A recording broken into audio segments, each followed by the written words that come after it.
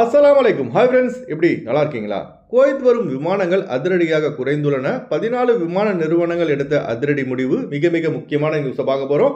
அடுத்து வான்வழி மூடப்பட்டுள்ளதால் Kuwait, Saudi Arabia, Dubai ஆகிய வளைகுடா நாடுகளுக்கு செல்லும் விமானங்களுக்கு பாதிப்பு ஏற்பட்டுள்ளது. இந்திய அரசுக்கு கோரிக்கை வைத்த விமான நிறுவனம். அடுத்து குவைத் வானிலையில் ஏற்பட்டுள்ள மாற்றம். அடுத்து குவைத் விசிட் விசா தொடர்பான மிக முக்கிய தகவல். இப்படி பல முக்கியமான தகவல் இந்த வீடியோவில் இருக்கு. வீடியோ ஃபுல்லா பாருங்க. உங்க நண்பர்கள் அனைவருக்கும் கட்டாயமா இந்த வீடியோ ஷேர் செய்யுங்க. இப்போ வாங்க குவைத்துடைய மிக முக்கியமான நியூஸை பார்ப்போம். குவைத் நாட்டிற்கு விமான சேவை அளித்து வந்த 14 விமான நிறுவனங்கள் தங்களது சேவையை நிறுத்தியுள்ளதாக அரப் டைம்ஸ் பத்திரிகையில் தகவல் வெளியாகியுள்ளது. 60 ஆண்டுகளுக்கு மேலாக விமான சேவை செய்து வந்த பிரிட்டிஷ் ஏர்வேஸ் தனது தினசரி குவைத்துக்கான விமான சேவையை நிறுத்தியுள்ளது. அதுபோல ஜெர்மனியின் லுஃப்தான்சா விமான நிறுவனம், நெதர்லாந்தின் KLM விமான நிறுவனமும் குவைத்துக்கான விமான சேவையை நிறுத்தியுள்ளது. மொத்தத்தில் பார்த்தீங்கன்னா 14 சர்வதேச விமான நிறுவனங்கள் குவைத் வருவதை தவிர்த்துள்ளன. இதற்கான முக்கிய காரணம் என்னன்னு பார்த்தீங்கன்னா, Saudi Arabia, Dubai, Qatar, Oman, Bahrain ஆகிய நாடுகளில் அதிகப்படியான விமான நிலையங்கள் இருப்பதால் இந்த 14 விமான நிறுவனங்களும் குவைத் விமான நிலையத்தை தவிர்த்துள்ளன. அதுபோல அதிகப்படியான பயணிகள் குவைத் வருவதற்கு ஆர்வம் காட்டாததால் இத்தகைய நடவடிக்கையை விமான நிறுவனங்கள் எடுத்துள்ளதாக கூறப்படுகிறது. அடுத்து ஒரு மிக முக்கியமான தகவல். ஜம்மு காஷ்மீரின் பஹல்காமில் நடத்தப்பட்ட தாக்குதலில் சுமார் 26 இந்தியர்கள் மரணித்த சம்பவத்துக்கு எதிராக இந்திய அரசு பாகிஸ்தான் மீது கடுமையான நடவடிக்கை எடுத்து வருகிறது. இதன் ஒரு பகுதியாக பாகிஸ்தான் விமானங்கள் இந்திய வான்வழியை பயன்படுத்தக்கூடாது என அதிரடியான அறிவிப்பையும் வெளியிட்டிருந்தது. அதுபோல பாகிஸ்தானும் இந்திய விமானங்கள் தங்களது வான்வழியை பயன்படுத்தக்கூடாது என அறிவித்துள்ளதால் இந்திய விமானங்களுக்கு மாதத்திற்கு கூடுதலாக 306 கோடி செலவாகும் என கணிக்கப்பட்டுள்ளது. பாகிஸ்தானின் வான் எல்லை மூடப்பட்ட காரணத்தினால் மேற்கத்திய நாடுகள் மற்றும் சவுதி அரேபியா, துபாய், குவைத் ஆகிய வளைகுடா நாடுகளுக்கு செல்லும் இந்திய விமானங்கள் மாற்று வான்வழி பாதையில் செல்கின்றன. இதனால் விமான பயணத்தின் கால நேரம் அதிகரிக்கிறது. அதுபோல கூடுதல் எரிபொருளும் செலவாகும் என்பதால் இந்திய விமான நிறுவனமான ஏர் இந்தியா மத்திய அரசுக்கு கோரிக்கை வைத்துள்ளது. அதாவது பாகிஸ்தானின் வான்வழியை பயன்படுத்தாமல் அரபு நாடுகளுக்கு விமானம் செல்வதால் ஆண்டுக்கு சுமார் $591 மில்லியன் அளவுக்கு இழப்பு ஏற்படும். அதனால் இழப்பீடு கேட்டு மத்திய அரசுக்கு ஏர் இந்தியா விமான நிறுவனம் கோரிக்கை வைத்துள்ளது. அதுபோல இந்த நிலை தொடர்ந்தால் விமான கட்டணத்தின் விலையும் அதிகரிக்கும் என நிபுணர்கள் கருத்து தெரிவித்துள்ளார்கள். குவைத், சவுதி அரேபியா ஆகிய நாடுகளிலிருந்து இந்தியா வர அடுத்த மாதம் பார்த்தீங்கன்னா ஜூன் மாதம் ஏற்கனவே ஃபிளைட் டிக்கெட்லாம் அதிகமாக இருக்கு. இப்போ இந்த வான்வழி தடை காரணமாக இன்னும் விமான கட்டணங்கள் அதிகரிக்க வாய்ப்புள்ளதாகவே தெரிகிறது.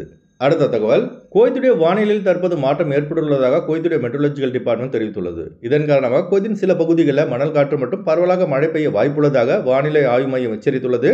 மணல் காற்று மணிக்கு சுமார் 60 கிலோமீட்டர் வேகத்தில் வீசக்கூடும் என்பதால் குவைத்திகள் மற்றும் வெளிநாட்டவர்கள் அதிக எச்சரிக்கையாக இருக்கும்படி தெரிவிக்கப்பட்டுள்ளார்கள்.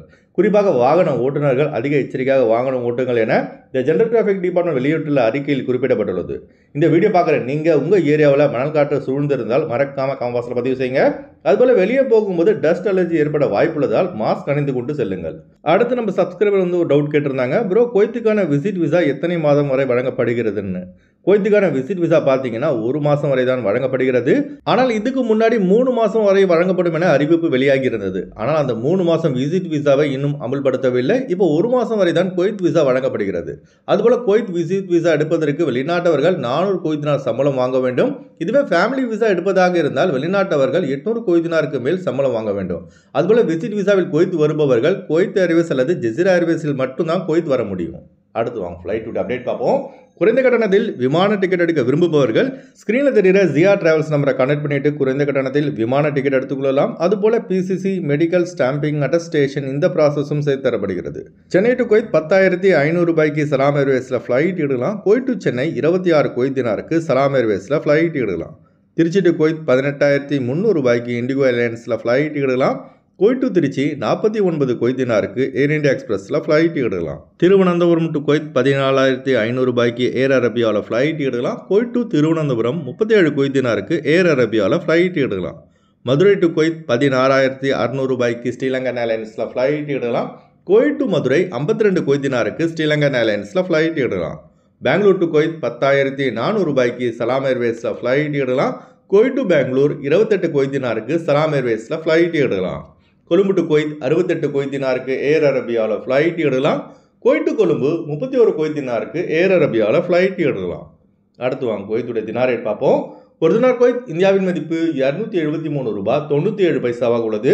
ஒரு தினார் குவைத் இலங்கையின் மதிப்பு $976 ரூபாய் 56 பைசாவாக உள்ளது. இப்போ நான் சொன்னது குவைத்துடைய அல்பலா ரேட்டுங்க. அடுத்து குவைத்துடைய கோல்ட் ரேட் பார்ப்போம். 1 கிராம் 24 கேரட் தங்கத்தின் விலை 32 தினார் 266 பைசாக உள்ளது. ஒரு கிராம் 22 கேரட் தங்கத்தின் விலை 29 தினார் 588 பில்ஸாக உள்ளது. ஓகே ஃப்ரெண்ட்ஸ், இந்த வீடியோ அதிகமாக ஷேர் செய்யுங்க. இந்த வீடியோ சம்பந்தமாக நீங்கள் என்ன நினைக்கிறீங்கன்னு மறக்காம கமெண்ட் பாக்ஸில் பதிவு செய்யுங்க. எப்போதும் இணைந்திருப்போம். உங்களின் ஒருவன் ஜியாவுதீன். அஸ்ஸலாமு அலைக்கும்.